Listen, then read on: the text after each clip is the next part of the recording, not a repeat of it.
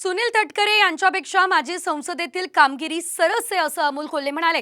यावर मला संसद रत्न पुरस्कार नाही म्हणजे मी माझ्या मतदारसंघात काम केलं नाही असा याचा अर्थ होत नाही।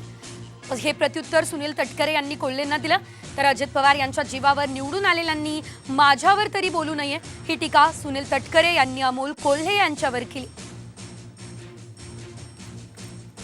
आपल्या पक्षाच्या प्रदेशाध्यक्षांच्या संसदीय कामगिरीपेक्षाही आपण सेलिब्रिटी म्हणून हिणवता, पण माझ्यासारख्या सर्वसामान्य शेतकरी कुटुंबातल्या एका मध्यमवर्गीय व्यक्तीची संसदीय कामगिरी ही आपल्या पक्षाच्या प्रदेशाध्यक्षांपेक्षा उजवी आहे। हेही आपण रेकॉर्ड तपासून पाहू शकता।